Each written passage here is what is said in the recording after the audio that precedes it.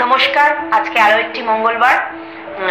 আমি জানি প্রত্যেক সপ্তাহে হয়তো আপনারা একই আউটফিটে দেখছেন, বাট আউটফিট নিয়েও এখন আমার একটু সমস্যা এখনো আছে আর কি। সব ধরনের আউটফিটস পরতে পারছি না অ্যালার্জিক রিয়াকশনটার জন্য। সো আর কথা বাড়াচ্ছি না। যদি আপনাদের জানতে কৌতূহল হয় যে সিম্পল লুকের পেছনে কি কি ঘটনা, সেটা জানার জন্য আমার পুরনো কবিতা দেখবেন। তাতে আমি ডিটেলসে সবকিছুই বলেছি। প্রত্যেক সপ্তাহে বললে কবিতাও অনেকটা লেন্দি হয়ে যায়, সো ওই জন্য আর কথা বাড়াচ্ছি না। বাট একটা কথা আমি প্রত্যেক সপ্তাহেই বলি, হ্যাঁ কোনো কোনো সপ্তাহে হয়তো বাদ পড়ে যায়, বাট এবারেও বলছি, কেউ যদি আমাকে কবিতার বিষয়বস্তু সাজেস্ট করতে চান তারা অবশ্যই কমেন্টসে করতে পারেন, এবং নিজের নাম এবং কোথা থেকে কবিতার বিষয়বস্তু সাজেস্ট করছেন সেটি অবশ্যই লিখবেন, যাতে আমি তাদের নামটি আমার কবিতায় উল্লেখ করতে পারি। আগে আমি কবিতাটি বলে নিই, তারপর বাকি কথা। আজকে আমার কবিতার বিষয়বস্তু হচ্ছে, অবশ্যই কেউ কিন্তু এই কবিতার বিষয়বস্তুটি নিজের ক্ষেত্রে নেবেন না, কারণ এটাকে কবিতা হিসেবেই শুনবেন। আজকে কবিতার বিষয়বস্তু হচ্ছে কালা। অবশ্যই কানে খাটো যারা, তাদেরকে নিয়ে। শ্যামল ভাই, তা তুমি এলে কবে? বাইরে গেছিলে তো বেড়াতে? হ্যাঁ, আমি তো বাড়ি ছিলাম না গো, গেছিলুম বেড়াতে। তুমি বলছো ব্যাংকে? সবই যাও ভুলে বললুম যে সে রাতে। উফ, বলছি দাদা, আমি সে কথাই বলেছি, তুমি পাওনি শুনতে। কান খুলে শোনো আগে, তারপর দাও উত্তর। কি বললে? টাকা গুনতে? তা বাবু এখন কেন গুনবো? হে ভগবান, কি দিল এর প্রত্যুত্তর। আচ্ছা দাদা, পায়ে তোমার কি লেগেছে, কাদা? কি বললে? আমি হাদা? না গো দাদা, আমি বলিনি সে কথা। ভাই, তুমি বড় আমার মনে দিলে ব্যথা। আমি তোমায় ভালোবাসি কত। উফ, কি যে করি এই লোকটাকে নিয়ে। তোমার পায়ে প্রণাম কোটি শত। দিনে দিনে বাড়ছে তোমার কানের অসুবিধা। দেখাও ডাক্তার, হবে তোমারই সুবিধা। বলছি দেখাও ডাক্তার, হবে তোমারই সুবিধা। বলছি কবে থেকে কানের মেশিন কিনে নাও, লাগাও তোমার কানে। বলছি কবে থেকে কানের মেশিন কিনে নাও, লাগাও তোমার কানে। তাহলে আর কেউ বলবে না কালা, লাগবেও না তোমার মানে।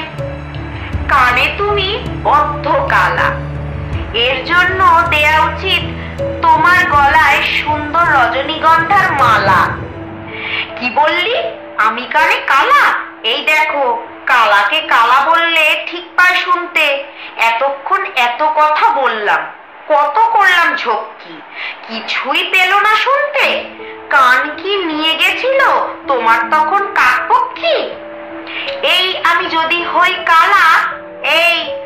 যদি হই কালা, তাহলে তোর বাড়ির সবাই কালা। তোদের কানে বিরাট তালা। শ্যামলদা তো বোঝেই না কোনো কথা, একই জ্বালা।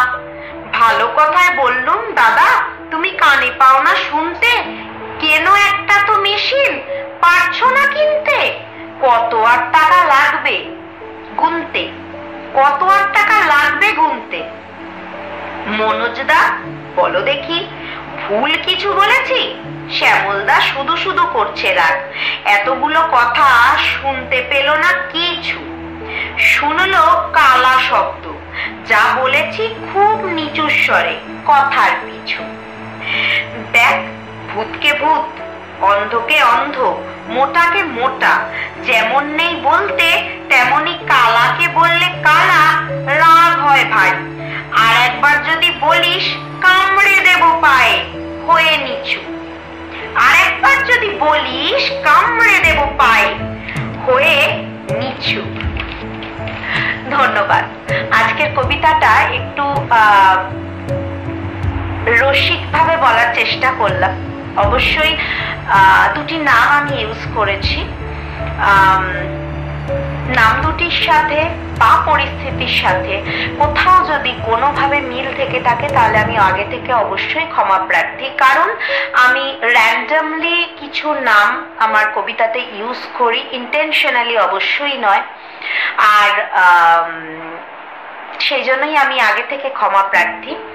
এবং কোনো কানে খাটো মানুষকে আমি সেই অর্থে কবিতাটি মিন করতে চাইনি। অবশ্যই সেটা আপনারা জানেন, আমি লেখিকা হিসেবে আমাকে কিছু বিষয়বস্তু তুলে নিয়ে লিখতেই হয় এবং সেটিকে আপনাদের সামনে পাঠ করি আমি।